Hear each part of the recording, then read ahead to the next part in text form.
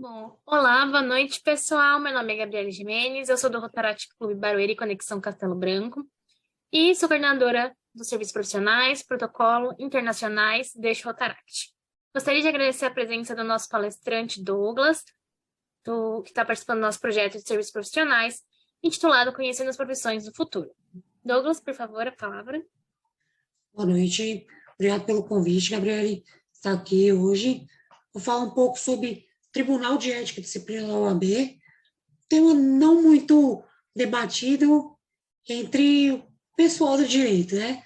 Mas vamos ver aqui, como está na tela, um pouco da composição, competência, funcionamento, principais infrações e eventuais punições que podem vir disso.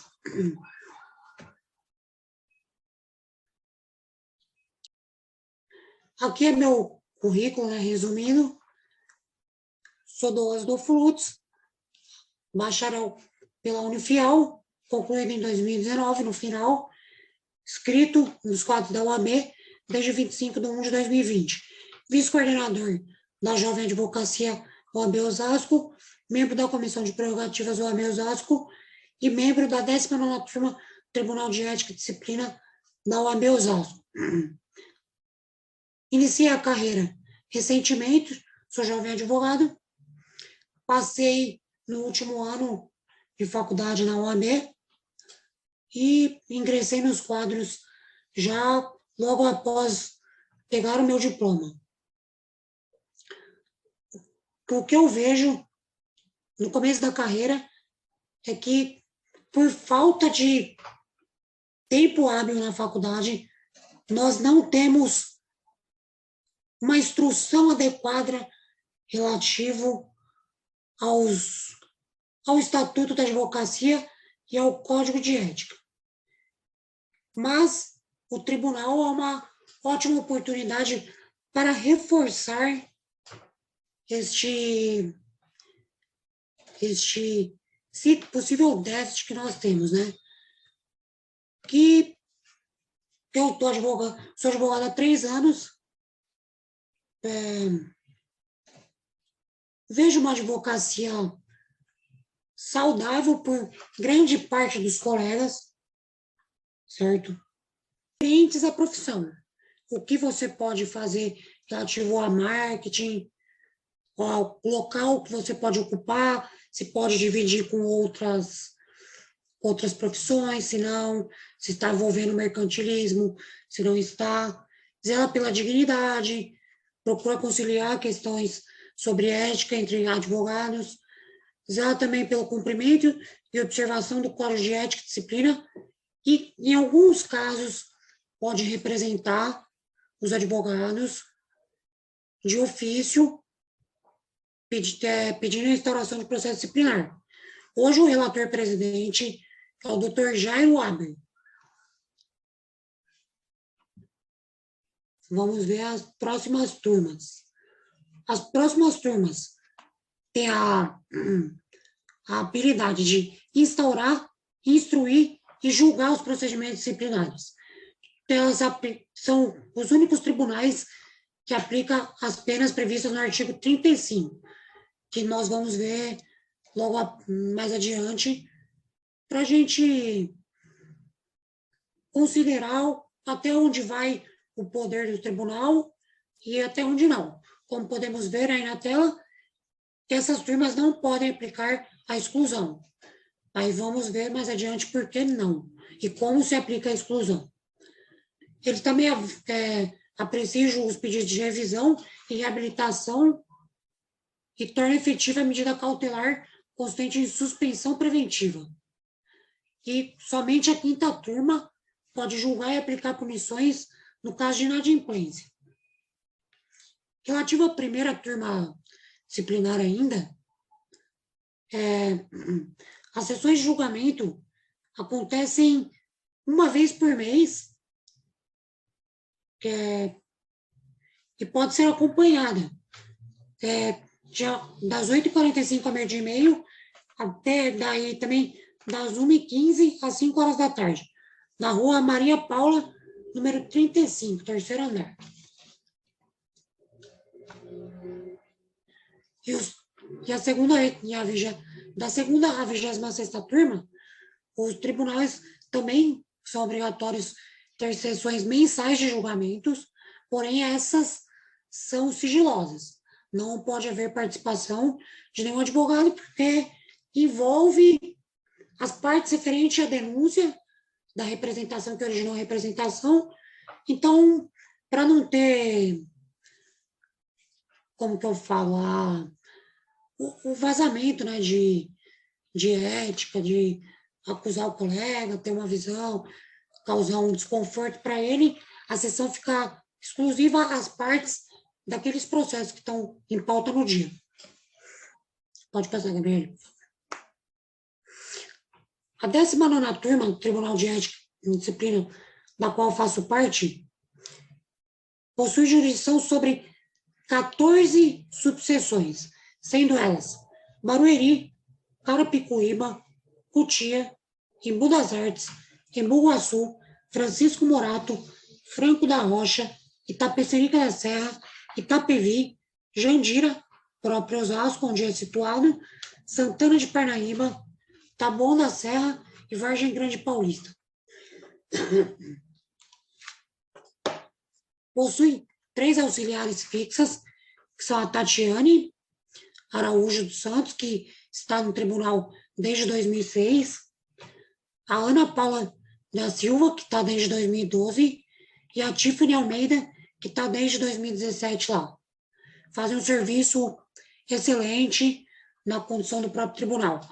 Hoje, o tribunal tem como presidente a doutora Fabiana Aparecida Paro Cortez, uma excelente profissional, que conduz o tribunal de uma forma espetacular. O senhor vice-presidente, doutor Benedito Lemes de Moraes, também faz serviço excepcional lá. Possui 40 relatores, podendo chegar a 60. Possui 30 assessores, 2 instrutores, 10 defensores e 1 conciliador. Logo à frente, vamos ver a função de cada um, né? Relatores. Os relatores são advogados e advogadas inscritos há mais de 5 anos, com efetivo exercício da advocacia, ilibada reputação, notório saber jurídico, inexistência de condenação disciplinar e regularidade com os cofres da OAB, paridade de gênero e equidade racial. E se você já é integrante do tribunal, se verifica a produção que você desenvolveu durante sua participação. A sua atribuição está descrita no artigo 27, inciso 2º do Regimento Interno. A extinção do mandato se dá pelo artigo 63 do Estatuto ou pelo artigo 2º, parágrafo 7º do Regimento Interno. Que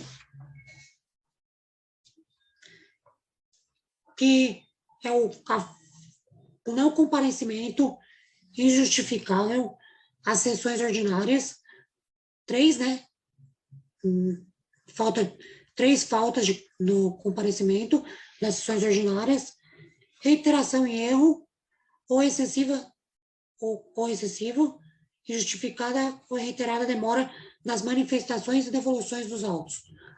Também, como podemos ver, como o processo disciplinar em si é uma cópia, praticamente, de um processo criminal, a não devolução dos autos no tempo correto enseja no afastamento do relator, porque como o processo comum, ele também precisa de um tempo para conclusão. Não é de eterno, o processo não pode ficar correndo o tempo que for necessário. Ele tem um tempo de cumprimento para se encerrar. O quórum mínimo de sessões. São 5 relatores para sessões ordinárias e 8 relatores para sessões especiais. Nessas sessões especiais, que eles julgam aquele afastamento preliminar, como nós vimos anteriormente. Que aí tem que abrir uma sessão especial. Por favor, Gabriele. O assessor da presidência é nomeado pelo presidente de turma, no caso a doutora Fabiana, no momento. É auxiliar direto do relator presidente de turma e, por delegação deste, poderá atuar na fase inicial das representações e na fase de instrução dos processos disciplinares. Sua atribuição está descrita no artigo 29 do Regimento Interno. Podem opinar pela realização de diligências que entenderem necessárias. E também não é nomeado, em caso de cancelamento de nomeação, é o próprio presidente que tira sua nomeação. O assessor, ele vai atuar no parecer de admissibilidade.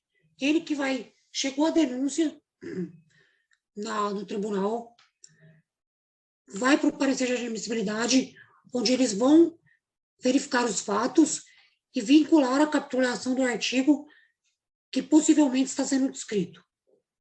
Aí, isso vai passar para um relator presidente, que ele vai verificar novamente se a capitulação está correta ou se os fatos é passível de representação ou não. Sendo assim, que ele é muito importante para abertura ou não do processo disciplinar. Por favor, Gabriele. Instrutores.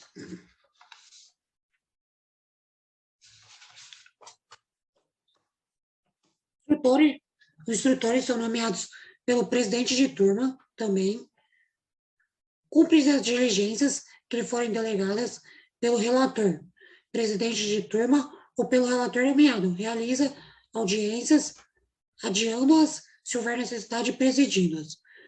As suas atribuições estão descritas no artigo 28 do Regimento Interno e o cancelamento da nomeação se dá pelo presidente de turma também.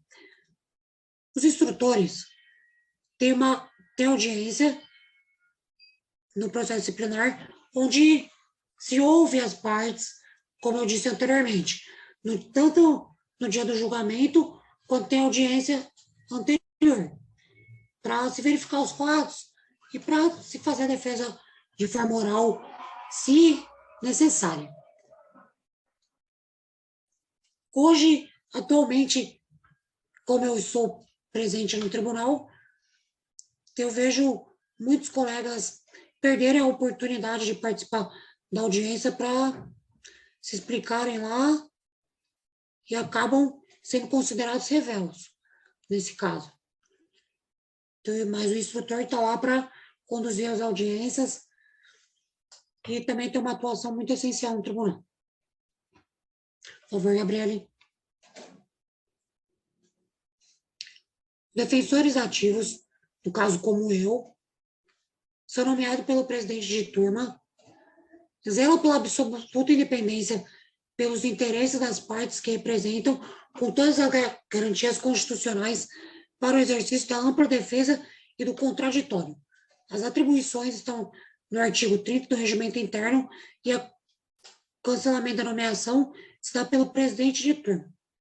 Os defensores ativos, muitos colegas não fazem a sua defesa administrativa. No caso, como eu disse, nós temos 10 defensores. Nós, na ausência de defesa, nós pegamos os processos disciplinares que tanto fazemos a defesa prévia como as alegações finais. Nós só temos a possibilidade de apresentar, de se manifestar nessas duas oportunidades. E nós manifestamos garantindo todas as garantias constitucionais, assim como a presunção de inocência,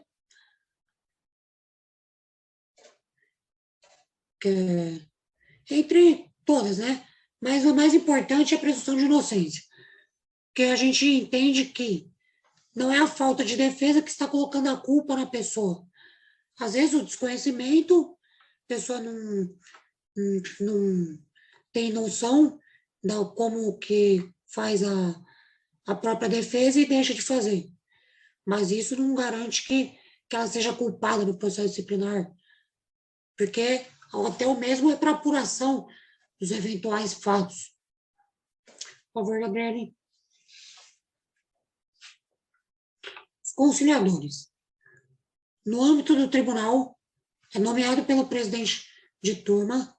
No âmbito do tribunal, em todos os processos onde o relator presente entender necessário, em todas as representações em que configurem advogados, representantes contra advogados representados. A atribuição está descrita no artigo 25, inciso 3º, parágrafo 2º, e artigo 48, inciso 3º do regimento interno. Cancelamento da nomeação está pelo presidente de turma. Os conciliadores são essenciais para a audiência de conciliação.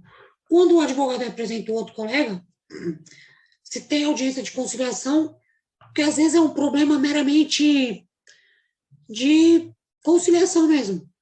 Não tem nem infração ética, não tem nada, porque não gerou prejuízo a ninguém. Então, eles são chamados para conciliação, para audiência de conciliação, mas também, como eu sou assíduo no tribunal, vejo que muitos também não vão na audiência de conciliação. Então, falta conhecimento dos colegas para participar um pouco mais do tribunal e das suas próprias defesas. E participar das audiências também. Gabriele, por favor. Bem, vejamos as infrações éticas agora, mais comuns. Por incrível que pareça, que é um absurdo o tanto de processo disciplinar que a gente observa. Eu estou fazendo essa palestra aqui hoje, participando, né, aqui com os senhores, para tentar diminuir o número de representações que aparecem no tribunal e orientá-los a como proceder numa eventual defesa disciplinar. Mas vejamos as infrações mais comuns que aparecem no tribunal. As infrações disciplinares estão dispostas no artigo 34, incisos 1 ao 29 do Estatuto da OAB. A violação de qualquer preceito do Código de Ética e Disciplina também é passível de punição. As mais comuns são a falta de prestação de contas ao cliente e o locupletar-se do ilícito, que é o pegar o dinheiro para si. Quando se tem um ganho de causa, a pessoa fica com o dinheiro para ela, retém o dinheiro e injustificadamente não presta conta ao cliente. Isso é a infração mais comum que a gente tem no tribunal e é a que mais eu faço defesa, porque os colegas deixam de se defender. Por muitas vezes, quando se tem defesa, se esclarece os fatos e vê que não é falta de prestação de contas. Às vezes, a pessoa nem pediu, nem chegou ao advogado em si e já vai fazer a representação.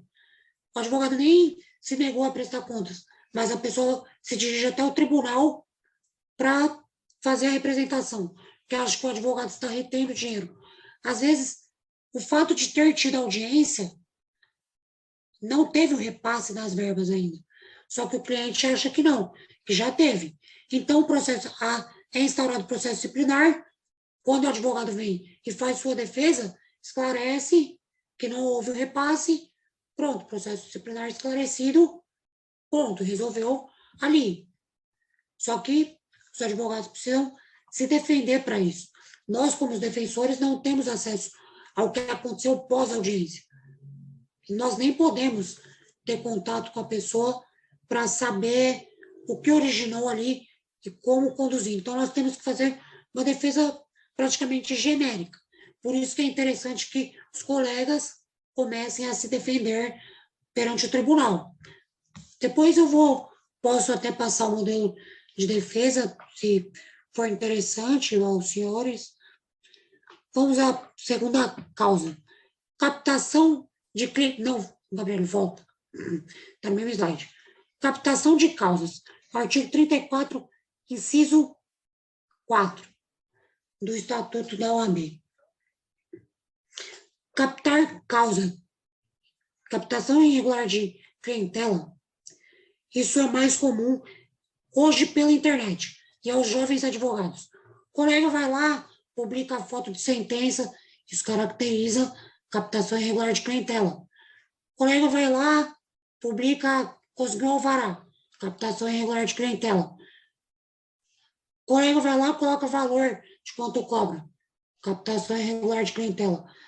Hoje, a maior justificativa dessa infração é o uso das redes sociais. Que nós estamos aqui também para orientar os colegas. Por muitas vezes, tem-se palestra junto ao OAB para mais noção, porém, os colegas não se atentam ao próprio código de ética e quando é falado também não estão dispostos a escutar um pouco. Então, nós precisamos... Conhecimento é nos ofertado e nós precisamos nos proteger. Conhecimento é poder. Hoje nós temos o provimento da Resolução 205 da OAB, que ajudou muito. Pode ser, Gabriel. Não tem problema, não.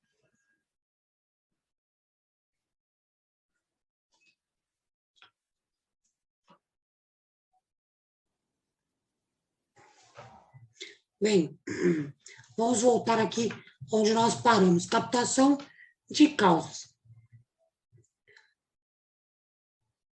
Que ela é configurada também por envio de cartas, correspondência de qualquer tipo, comunicando que você tem direitos a receber. Como que o mais recente foi a revisão do INSS. Se o senhor recebeu uma carta, isso é uma captação de causa que pode ser punível com o artigo 34, que é a descrição do artigo 34. Vamos para a próxima, que é mais que é comum. O abandono e prejuízo no patrocínio de causa. Vamos ver o que escreve o artigo 34, inciso 11. Abandonar a causa sem justo motivo ou antes de decorrer 10 dias da comunicação da renúncia. Vamos citar um exemplo agora. A pessoa foi contratada para atuar em todas as fases de um processo criminal e após a sentença condenatória transitada em julgado, com o início da execução criminal, continuou sendo intimado para desenvolver o processo e não cumpriu as intimações judiciais. Isso configura infração disciplinar. Muitas das vezes, começou no tribunal, na função de defensor ativo, quem representa, nesse caso de infração, é o próprio juiz. Quando ele verifica que a parte teve prejuízo, ele envia um ofício ao OAB e pede a instauração do processo disciplinar contra a pessoa. Mesmo que você tenha feito o contrato de honorários só até a primeira fase, é importante que deixe isso no processo também. Porque aí, no caso, se você deixar claro ao juízo que só atua até a primeira fase, cabe ele enviar para a Defensoria Pública, nomear o defensor para dar continuidade na execução criminal, e não ao senhor advogado cujo contrato de honorários foi cumprido.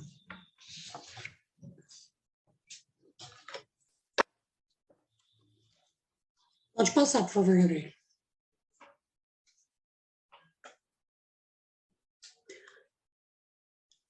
Principais punições. Principais punições, talvez as únicas que nós temos. Hoje a censura é a mais leve, aplicável às hipóteses do artigo 34, inciso 1 até o 16, e 29 do Estatuto da OAB, bem como violação a preceitos do Código de Ética e do Estatuto da OAB, quando para infrações não se tenha estabelecido sanção mais grave. Ela é a mais tranquila das infrações. E nós temos peculiaridades relativas a ela. Pode ser convertido em termo de ajustamento de conduta ou em uma mera advertência, caso o advogado faça parte de desenvolva algum serviço voluntário para com a OAB.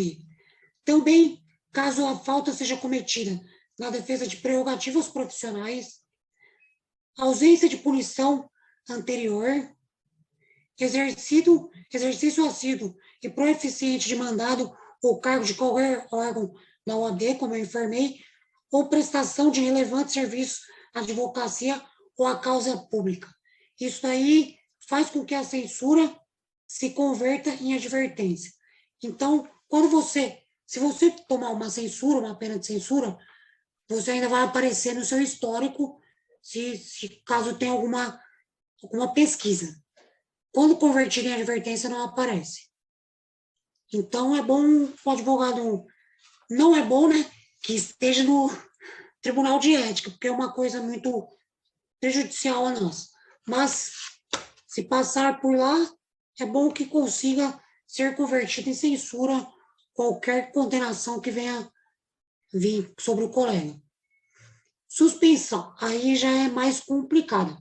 Aplicável as hipóteses do artigo 34, inciso 7 ao inciso 15 do Estatuto da OAB, bem como nos casos de reincidência em infração disciplinar. Então, se o colega tiver lá 2 penas de censura, já vai para a suspensão, porque aí ele está reiterando a conduta dele. Então, precisa ter um puxão de orelha maior. E considera-se reincidência qualquer penalidade anteriormente sofrida, ainda que uma censura em ofício reservado, popularmente conhecida como puxão de orelha. Então, para vocês verem, a gente acha que tomar uma censura, convertida em advertência, não vai dar nada. Vai. Se ocorrer outra, já vai para suspensão. Porque não pode, só porque a pessoa também presta serviço ali irrelevante, ficar passando a mão. A gente tem que, são os mecanismos para garantir nossa ética, a ética no nosso dia a dia. E a exclusão, que é mais grave hoje dentre as punições, aplicável nas hipóteses do artigo 34, inciso 16, quer dizer, 26 ao 28 do Estatuto, bem como nos casos de aplicação por 3 vezes das penalidades de suspensão. Então, a pessoa tomou, como vimos, censura, evoluiu para suspensão, e tomando 3 suspensão é exclusão.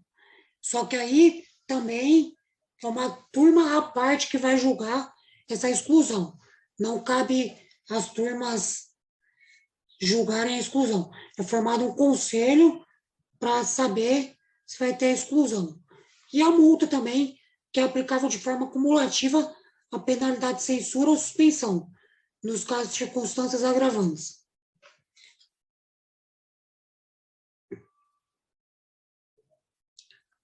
O termo, pode passar, pronto, isso mesmo. O termo de ajustamento de conduta, como eu disse, é oferecido em infrações cuja punição é a censura.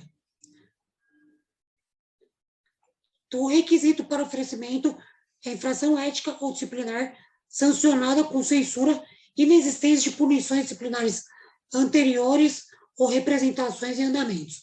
Então, o colega teve uma representação ali e está indo para a condenação. Então, aí vai ser oferecido o termo de ajustamento de conduta. E o compromisso, depois de assinado o termo, é de cessar imediatamente a conduta que ensejou a representação e reparar o dano possivelmente causado. Pronto, Gabriela, pode passar. Então, aí eu fiz um organograma bem básico para vocês terem uma noção de como funciona nosso processo disciplinar. A pessoa começa pela representação, vai lá e oferece a representação. Se a representação por vezes, vai ser, como que eu digo? Para saber se vai ter instauração de processo disciplinar ou não, vai para o parecer de enquadramento, onde eu disse que o assessor que dá esse parecer, com a autorização do relator. Dá o parecer de enquadramento, dando o parecer de enquadramento. Caso haja necessidade de prosseguimento, vai para a defesa prévia. Na defesa prévia, o advogado vai fazer sua primeira defesa. É a primeira manifestação do advogado em processo disciplinar. Que aqui ele vai apresentar suas provas. No caso, vou dar um exemplo aqui, que a gente tratou a injustificada prestação de contas e o locupletamento ilícito. Aqui ele apresenta a tabela de valores recebidos e demonstra que foi transferido ao representante. Aqui, então, ele fez a defesa dele, depois do parecer de enquadramento, e se verifica aqui se vai ter o parecer de admissibilidade. Porque se supriu aqui o que havia sido apresentado no parecer de enquadramento, o processo se extingue. Porque não tem para que instaurar o processo disciplinar se justificou o motivo e viu que não existe infração ética disciplinar. Então, se arquiva o processo disciplinar já nessa fase. Caso eles entendam que não supriu o que estava sendo requisitado, vai para o parecer de admissibilidade. Vai ver se instaura processo disciplinar ou não. Instaurando no parecer de admissibilidade, havendo a instauração do processo disciplinar, a capitulação pode se alterar dos dois pareceres. Um parecer pode começar com uma capitulação e depois ver que não era a capitulação mais correta e ser alterada. Aí, chama o advogado para se manifestar nas alegações finais, que aí ele se defende novamente. Antes, tem aqui, né, no caso, uma audiência, antes da condenação ou da absolvição. Então, o colega tem duas oportunidades para se manifestar, na defesa prévia e nas alegações finais. Hoje, os defensores, como eu disse, cuidam dessas duas partes quando o advogado não se defende. E os pareceres, o primeiro, quem dá é o assessor e aqui é o relator. Então, já é uma coisa mais, como é mais grave, o relator que cuida, e aqui é quem julga se é condenado ou absolvido é o julgamento da turma ordinária, que é formado por cinco relatores. Por favor, Gabriele.